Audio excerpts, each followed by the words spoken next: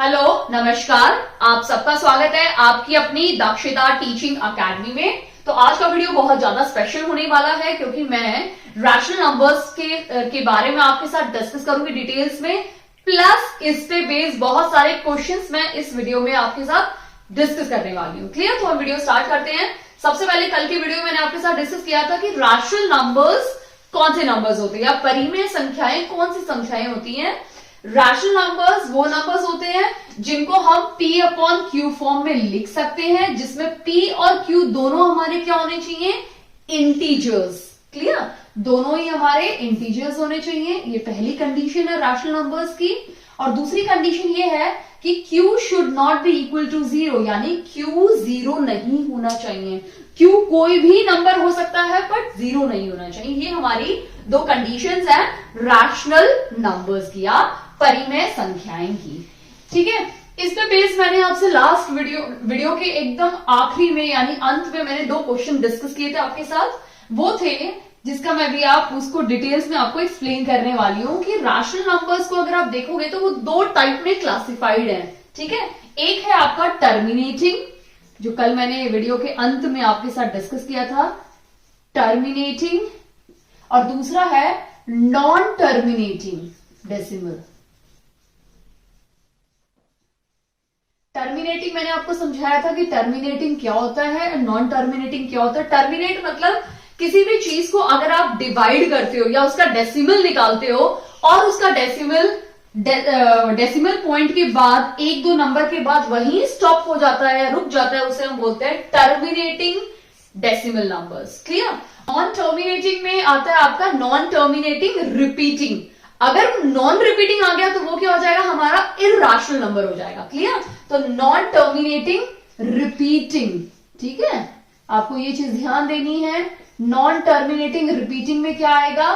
कोई भी number terminate नहीं होगा, वो एक पर्टिकुलर नंबर या दो नंबर या तीन नंबर बार बार लगातार आते ही रहेंगे। उन्हें हम बोलते हैं नॉन टर्मिनेटिंग रिपीटिंग नंबर्स। इसका मतलब वो टर्मिनेट नहीं होगा, वही सेम नंबर रिपीट होते रहेंगे। क्लियर? अब काफी बार कुछ इस तरह के क्वेश्चन भी एग्जाम में पूछे जाते हैं कि आपको एक इक्वेशन दे देंगे या आपको एक फ्रैक्शन फॉर्म में नंबर्स दे देंगे और पूछेंगे ये कौन से वाला रैशनल नंबर है, टर्मिनेटिंग है या नॉन टर्मिनेटिंग है। उस टाइम पे आपको ये बहुत ज्यादा हेल्पफुल होगा। क्लियर? तो हम कुछ एग्जाम्पल्स ले लेते हैं। क्लियर? अभी मैंने आपके सामने कुछ फ्रैक्शंस यानी ये सारे के सारे अगर आप देखोगे तो रैशनल नंबर्स हैं, क्योंकि रैशनल नंबर्स क्या होते हैं? P अपॉन Q, सारे के सारे P अपॉन Q फॉर्म में है। एंड Q सबका क्या है? नॉट इक्वल टू 0, यानी 0 पे इक्वल नहीं है, कोई भी नंबर हो सकता है। एंड आपके जो P और Q दोनों ही आपके क्या है? इंटीजर्स हैं। क्लियर? तो इसका मतलब ये जितने भी मैंने एग्जांपल्स लिए हैं वो सारे एग्जांपल्स किसके? हमारे रैशनल नंबर्स के एग्जांपल्स हैं। ठीक है? अभी हम क्या करते हैं? इनके फ्रैक्शंस निकाल लेते हैं। ठीक है? तो हम इनके फ्रैक्शंस डेसिमल निकाल लेते हैं, नॉट फ्रैक्शन। हम इनके डेसिमल लिख लेते हैं। 2 2 जा 4.5, 2 5 जा 10। क्लियर? 5 3 जा 15, 5 4 जा 20। क्लियर? तो 0.533 रिपीट हो रहा है। क्लियर? ये देख लेते हैं। 0.90, 4 जा 80 एंड 10 100। क्लियर? 2.8 फिर से यहाँ पे रिपीट हो रहा है, ये 333। ठीक है? और लास्ट वन का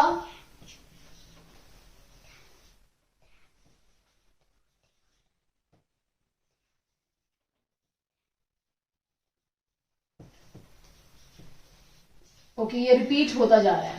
क्लियर? तो अगर आप इनको सबको देखोगे तो मैंने जब इनका डेसिमल निकाला तो यहां पे आप देखिए ये टर्मिनेटिंग है। ठीक है? तो अब मैं क्या यूज करूंगी? अगर कोई भी फ्रैक्शन टर्मिनेटिंग होगा तो मैं कैपिटल T यूज करने वाली हूं। अगर कोई भी फ्रैक्शन नॉन टर्मिनेटिंग होगा तो मैं NT यूज करने वाली हूं। ठीक है? तो अब हम देख लेते हैं कौन सा फ्रैक्शन टर्मिनेटिंग है और कौन सा फ्रैक्शन नॉन टर्मिनेटिंग है। क्लियर? तो अब अगर इसको देखोगे तो ये तो यहीं स्टॉप हो गया, तो दिस इज टर्मिनेटिंग, ये टर्मिनेटिंग है। ये भी यहीं स्टॉप हो गया तो ये भी क्या है? टर्मिनेटिंग डेसिमल है। बट इसको देखोगे तो यहाँ पे क्या हो रहा है? 3 बार बार रिपीट होता जा रहा है। तो इसको हम ऐसे भी लिख सकते हैं 5 3 और बार।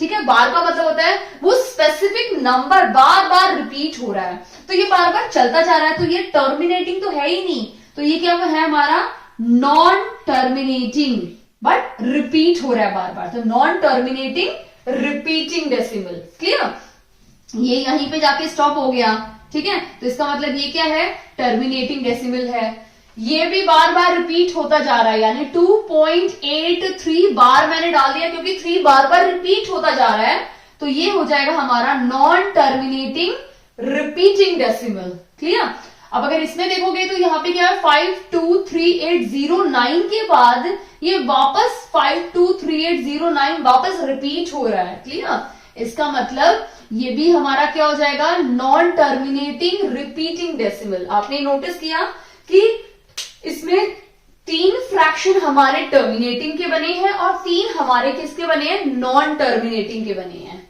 क्लियर, अब क्या करेंगे हम, अब कैसे पता चलेगा इन फ्रैक्शंस को देख के कि कौन सा टर्मिनेटिंग है कौन सा नॉन टर्मिनेटिंग है। क्लियर, अब ये फ्रैक्शन तो हमें पता चल रहे हैं, दिख रहे हैं, तो हम उनको डिवाइड करके बता सकते हैं। बट अगर आपको कुछ इस टाइप के क्वेश्चन आए 2 into 3 power 5, 7 power 2 into 4 power 3 into 7, इस टाइप के नंबर्स को हम कैसे बताएंगे, क्या हम सबको मल्टीप्लाई करके डिवाइड करके देखेंगे, तो बहुत टाइम कंज्यूमिंग हो जाएगा। इसीलिए हम एक ट्रिक देखते हैं, यहाँ पे हम क्या करेंगे, अभी सिर्फ फ्रैक्शंस को देखेंगे, जितने भी नंबर्स है ना उन सबके डिनोमिनेटर्स को हम देखने वाले हैं। ठीक है, और डिनोमिनेटर्स को हम प्राइम नंबर्स के फॉर्म में स्प्लिट करेंगे। ठीक है, तो यहां पे मैं डिनोमिनेटर लिख देती हूं। ठीक है, डिनोमिनेटर यहां पे 2 है तो 2 को तो 2 ही रख देते हैं क्योंकि 2 सबसे छोटा प्राइम नंबर है। 5 है, 5 भी एक प्राइम नंबर है, तो इसको हम किसी और शॉर्टेस्ट फॉर्म में स्प्लिट नहीं कर सकते हैं। बट 15 को हम क्या लिख सकते हैं, 5 3 15। ठीक है, दोनों ही प्राइम नंबर में स्प्लिट कर दिए मैंने। 20 को कैसे लिख सकते हैं, 10 2 20, और 10 को कैसे लिख सकते हैं, 5 2 10, और 2 2 हो जाएगा तो 2 पावर मैंने लिख दिया। ठीक है, तो इसको मैंने स्प्लिट कर दिया। क्लियर, ये भी प्राइम नंबर्स के फॉर्म में स्प्लिट हो गया। 6 को क्या करेंगे हम लोग, 2 3 6। ठीक है, लास्ट वन को 21 को कैसे करेंगे, 7 3 21, यानी अगर आप देखेंगे तो मैंने सभी नंबर को स्प्लिट कर दिया, 2 5 5 3 5 2 पावर 2 2 into 3 7 into 3। तो आप अगर नोटिस करेंगे जो टर्मिनेटिंग टर्म्स है, ये टर्मिनेटिंग था तो इसका नंबर क्या है, ये 2, ये टर्मिनेटिंग है, यहां पे क्या है 5, ये भी टर्मिनेटिंग है, तो यहां पे नंबर क्या है 5 and 2 है ना। यानी जो भी टर्मिनेटिंग टर्म्स थी वहां पे 2 नंबर यानी 2 प्राइम नंबर बार बार आ रहे हैं, या फिर 2 आ रहा है तो भी टर्मिनेटिंग है, 5 आ रहा है तो भी टर्मिनेटिंग है, और 2 और 5 दोनों ही आ रहे हैं तो भी वो नंबर या फ्रैक्शन टर्मिनेटिंग है। ठीक है, अब हम नॉन टर्मिनेटिंग का देख सकते हैं। नॉन टर्मिनेटिंग में क्या हो रहा है, 5 और 3 आ रहा है, यहां पे 2 और 3 आ रहा है, यहां पे 7 और 3 आ रहा है। इसका मतलब अगर आपको देखना है किसी फ्रैक्शन को कि वो टर्मिनेटिंग है या नहीं है, उसके लिए क्या करना पड़ेगा, अगर आपके डिनोमिनेटर में 2 या 5 या दोनों नंबर 2 5 या 2 और 5 दोनों नंबर है उसके फ्रैक्शन में, जब उसको स्प्लिट कर रहे हैं तो वो हमारा फ्रैक्शन क्या हो जाएगा, टर्मिनेटिंग। बट अगर अदर देन मतलब 2 और 5 के अदर देन 2 और 5 के अलावा, ठीक है, कोई भी फ्रैक्शन है, ठीक है, 3 है 7 है, ठीक है, 11 है, तो वो सब क्या हो जाएंगे, नॉन टर्मिनेटिंग। अब जैसे आप इसमें देखेंगे 5 है बट 2 नहीं है, ठीक है, साथ में दूसरा प्राइम नंबर है, तो ये नॉन टर्मिनेटिंग हो गया। यहां पे 2 है बट 5 नहीं है, और साथ में दूसरा क्या है, प्राइम नंबर है, तो ये भी नॉन टर्मिनेटिंग हो गया। लास्ट वाले में देखेंगे तो 5 तो या ना 5 है ना 2 है, 7 और 3 है, ठीक है, अदर देन 5 और 2 है, तो इसका मतलब वो भी क्या है, एक नॉन टर्मिनेटिंग फ्रैक्शन। क्लियर। अब आपको अच्छे से क्लियर हो गया है कि किस तरह आपको पता चलेगा किसी भी फ्रैक्शन को देख के। तो क्या हम इस फ्रैक्शन को देख के बता सकते हैं कि ये टर्मिनेटिंग है या नॉन टर्मिनेटिंग है? तो जब भी आपको इस तरह के क्वेश्चन एग्जाम में पूछे जाए, मैं क्वेश्चन कराने वाली हूं, आपको पैनिक होने की बिल्कुल जरूरत नहीं है। हम एक एग्जाम्पल देख लेते हैं। ये हमारा एक एग्जाम्पल है, इसमें यहाँ पे 7 पावर है, यहाँ पे भी 7 है बेस में, यानी आपके डिनोमिनेटर में 7 है, और ये तो हमारा प्राइम नंबर है ही नहीं। इसका मतलब ये पूरी टर्म क्या है? एक नॉन टर्मिनेटिंग रिपीटिंग है फ्रैक्शन। क्लियर? ये टर्मिनेटिंग नहीं है, इट्स अ नॉन टर्म, क्योंकि यहाँ पे 7 है, ना तो 2 है ना 5 है डिनोमिनेटर में, इसीलिए ये फ्रैक्शन पूरा क्या हो जाएगा हमारा? नॉन टर्मिनेटिंग रिपीटिंग डेसिमल या फ्रैक्शन आप बोल सकते हो। क्लियर? आई होप आपको अच्छे से समझ में आ गया है। एक बार हम फिर से रिवाइज कर लेते हैं, फिर हम कुछ क्वेश्चन स्टार्ट करते हैं इस पे बेस्ड। ये एक छोटी सी एक्टिविटी टाइप का मैंने लिया है ताकि आपको बहुत अच्छे से समझ में आ जाए कि आपको अगर इस टाइप के क्वेश्चन मिलेंगे एग्जाम में तो आप उसको झट से पता कर सकते हैं कि कौन सा टर्मिनेटिंग है और कौन सा नॉन टर्मिनेटिंग फ्रैक्शन या डेसिमल है। क्लियर? यानी टर्मिनेटिंग के लिए क्या कंडीशन है? पावर 2। टर्मिनेटिंग के लिए क्या है? 2 power m into 5 power n। ये जो पावर्स हैं ये हमारे क्या है? इंटीजर्स। क्लियर? अगर ये है आपके डिनोमिनेटर में तो वो टर्मिनेटिंग रैशनल नंबर हो जाएगा, और नॉन टर्मिनेटिंग के लिए क्या है हमारे पास? 2 power m into 5 power n, साथ में हमारे साथ एक k वैल्यू रहेगी। ये k क्या है हमारा? k हमारा है prime number other than, prime number है ये भी, यानी एक अभाज्य संख्या है अदर देन 2 and 5, यानी 2 और 5 को हटा के जितने भी कोई प्राइम नंबर बचते हैं अगर वो यहां पे हैं, इसका मतलब अगर ये इस तरह से कोई फ्रैक्शन बन गया है तो वो हमारा हो जाएगा non terminating repeating rational number. Clear? I hope आपको अच्छी समझ में आ गया है। अब हम कुछ क्वेश्चन सॉल्व करते हैं बेस्ड ऑन रैशनल नंबर्स पे बेस्ड। कुछ पहले क्वेश्चंस लिए हैं वो मैं आपके साथ डिस्कस करती हूँ। क्लियर? कुछ एक्स्ट्रा क्वेश्चंस देखते हैं जो मैंने आपको अभी अभी पढ़ाया है, उस पे बेस्ड किस टाइप के क्वेश्चन आपके एग्जाम में पूछे जा सकते हैं। क्लियर? अब ये क्वेश्चन नंबर फर्स्ट देखिए, द डेसिमल फॉर्म ऑफ, हमें ये दिया हुआ है, ठीक है, ये हमें एक इक्वेशन या हम बोल सकते हैं एक फ्रैक्शन दिया हुआ है, इसको हमें देखकर बताना है कि ये टर्मिनेटिंग है, नॉन टर्मिनेटिंग रिपीटिंग है, नॉन टर्मिनेटिंग नॉन रिपीटिंग है, या इनमें से एक कुछ भी नहीं है। तो सबसे जो हमारे दिमाग में मेथड आएगा क्या होगा? हम इसको लिखेंगे, इसको सॉल्व करके लिखेंगे, डिवाइड करके देखेंगे, तो वो बहुत ज्यादा लेंथी हो जाएगा। तो जस्ट अभी मैंने आपको वीडियो में समझाया है कि हमें सिर्फ डिनोमिनेटर को देखना है। तो अगर आप डिनोमिनेटर को देखोगे तो यहाँ पे 2 है और 5 है, यानी 2 और 5 के अलावा कोई नंबर है? बिल्कुल भी नहीं है। ठीक है? तो मैंने आपको बताया था कि जब भी आपको टर्मिनेटिंग देखना है तो टर्मिनेटिंग के लिए क्या कंडीशन है? आपका जो डिनोमिनेटर है उसमें 2 power n into 5 power m, और ये m और n दोनों क्या हमारे इंटीजर्स हैं। ठीक है? इन दोनों के अलावा कोई भी नंबर नहीं होना चाहिए। तो यहाँ पे हमारे पास सिर्फ 2 ही नंबर हैं, 2 और 5। क्लियर? और कोई भी प्राइम नंबर नहीं है, इसका मतलब ये टर्म क्या है? हमारी टर्मिनेटिंग टर्म है। क्लियर? नॉन टर्मिनेटिंग रिपीटिंग तो हो ही नहीं सकती। अगर इसके साथ कोई और प्राइम नंबर साथ में होता तो ये क्या हो जाती? Non terminating repeating term. Clear? और नॉन टर्मिनेटिंग नॉन रिपीटिंग तो पॉसिबल है ही नहीं, क्योंकि वो रैशनल नंबर में नहीं होती है, वो किस में होती है? हमारे इरैशनल नंबर्स में होती है। एंड नन ऑफ दीज तो पॉसिबल ही नहीं है, क्योंकि इनमें से हमारा राइट आंसर है ऑप्शन नंबर ए। अभी हम सेकंड क्वेश्चन को देख लेते हैं। सेकंड क्वेश्चन में क्या दिया हुआ है? फिर से हम न्यूमरेटर को ना देखते हुए हम किसको देखेंगे? डिनोमिनेटर को देखेंगे। अब डिनोमिनेटर में क्या है? 2 पावर 3 है, कोई प्रॉब्लम नहीं है। 5 पावर 2 है, कोई प्रॉब्लम नहीं है। साथ में 7 है, यानी 7 भी एक प्राइम नंबर है या अभाज्य संख्या है। क्लियर? यानी जब इन दोनों नंबर के साथ कोई भी इन दोनों के अलावा इनके साथ कोई दूसरी अभाज्य संख्या या प्राइम नंबर साथ में होगा तो वो टर्मिनेटिंग नहीं होगा। क्लियर? वो क्या बन जाएगा हमारा? नॉन टर्मिनेटिंग रिपीटिंग बन जाएगा।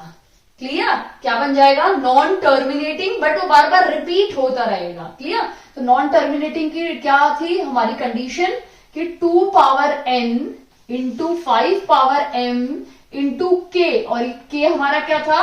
प्राइम नंबर अदर देन 2 और 5, यानी 2 और 5 को छोड़ के इन दोनों के अलावा कोई प्राइम नंबर होना चाहिए। वो 3 भी हो सकता है, वो 7 भी हो सकता है, वो 11 भी हो सकता है। क्लियर? तो यानी यहां पे हमारा 7 है, इसलिए ये क्या बन गई हमारी? Non terminating repeating.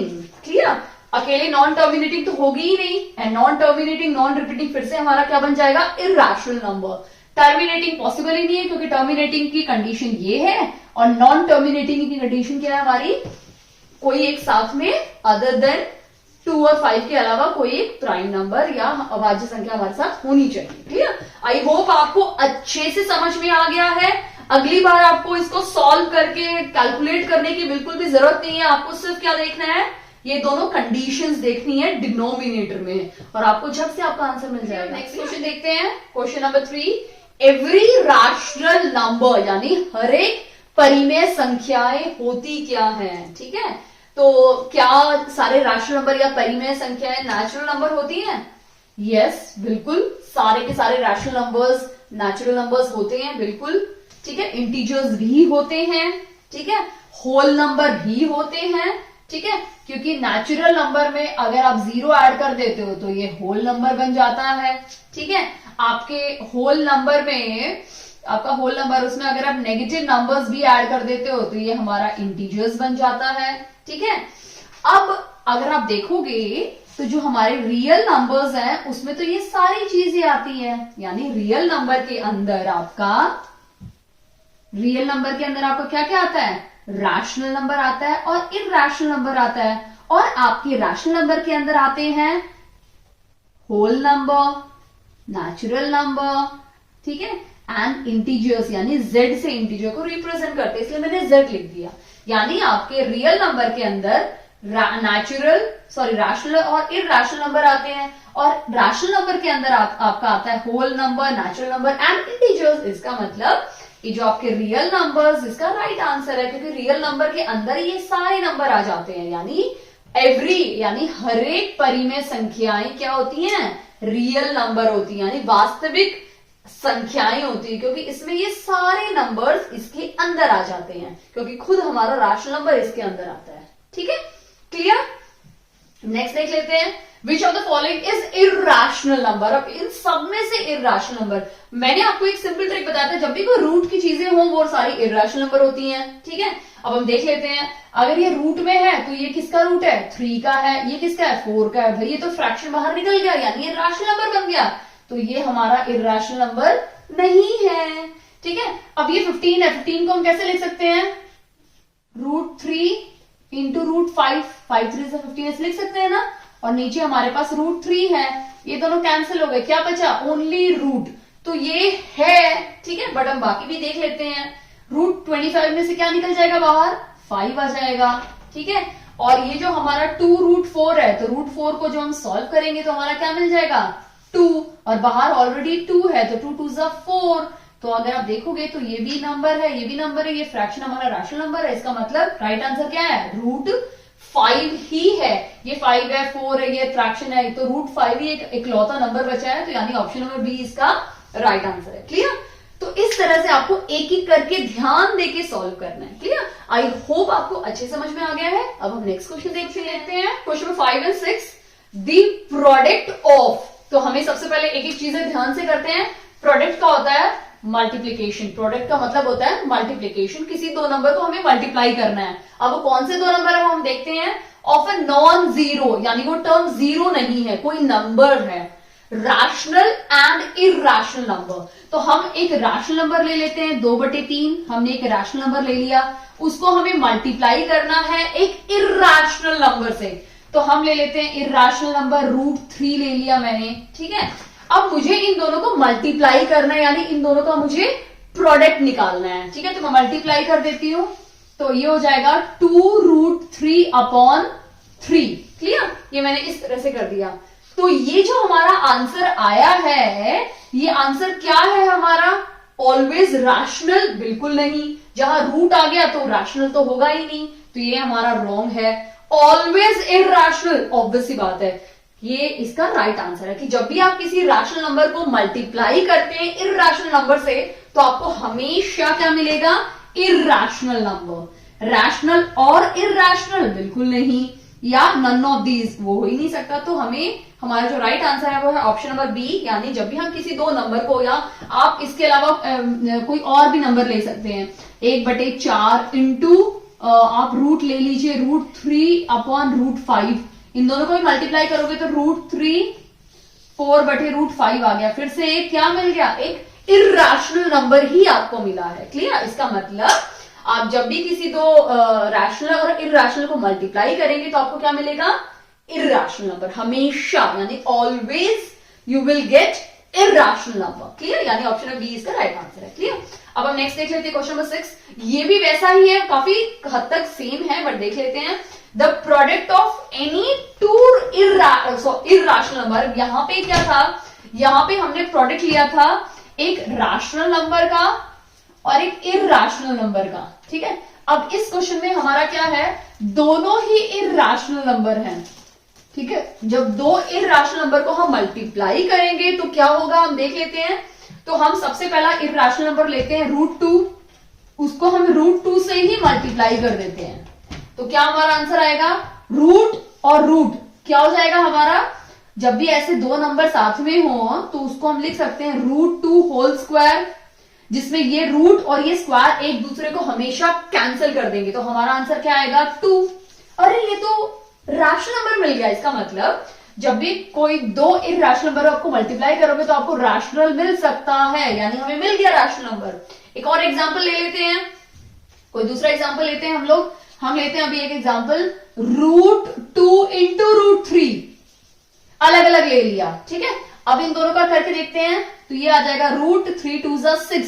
अब यहां इरैशनल नंबर आ गया, यानी जब दो इरैशनल नंबर को हम मल्टीप्लाई करते हैं तो एक रैशनल नंबर आने के भी चांसेस है और इरैशनल नंबर आने के भी चांसेस पूरे हैं। क्लियर, यानी ये दो कंडीशन हमारी बनती है। इसका मतलब ऑलवेज इरैशनल नंबर बिल्कुल नहीं होगा, ऑलवेज रैशनल ये भी नहीं होगा, ऑलवेज एन इंटीजर बिल्कुल नहीं, ठीक है। यानी समटाइम्स या कभी कभी डिपेंड ऑन क्वेश्चन और रिक्वायरमेंट, समटाइम्स रैशनल हो सकता है और समटाइम्स वो इरैशनल नंबर भी हो सकता है, यानी ऑप्शन नंबर डी हमारा इसमें राइट आंसर है। क्लियर, आई होप आपको अच्छे समझ में आ गया है, क्योंकि हमने एक रैशनल और इरैशनल का प्रोडक्ट देखा, एक दोनों रैशनल नंबर इरैशनल नंबर्स का प्रोडक्ट देखा। अब हम दो रैशनल नंबर्स को करके देखते हैं, ठीक है। यानी 2/3 इंटू 3/2 कैंसिल कर दो, क्या बचा? 1। यानी जब भी दो रैशनल नंबर को आप प्रोडक्ट यानी मल्टीप्लाई करेंगे तो आपको हमेशा क्या मिलेगा? Always you will get rational number. Clear, और जब भी आप इरैशनल नंबर को मल्टीप्लाई करेंगे तो आपको दो टाइप की सिचुएशन मिलेंगी, या फिर तो रैशनल नंबर मिल सकता है या फिर इरैशनल नंबर भी आपको मिल सकता है, परिमेय संख्या भी मिल सकती है, ठीक है।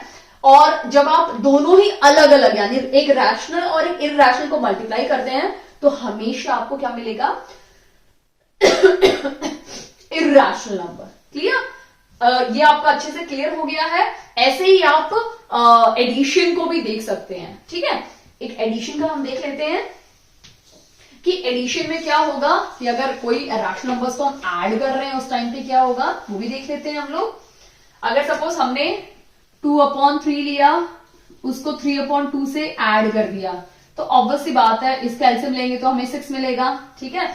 इससे करेंगे तो 4 आ जाएगा और ये आ जाएगा 9 13/6, ठीक है। तो ये क्या मिल गया? जब भी आप ऐड कर रहे हो रैशनल को रैशनल से तो हमें क्या मिल रहा है? Rational number. क्लियर, ये अच्छे से क्लियर हो गया है कि जब हम दो रैशनल नंबर को ऐड करते हैं तो हमें रैशनल नंबर ही मिलता है। बट अब हम देखते हैं कि एक रैशनल नंबर और इरैशनल नंबर को ऐड करने पर हमें क्या मिलेगा।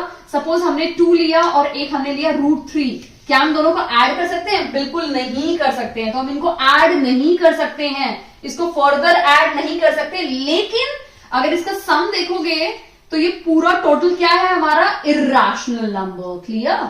यानी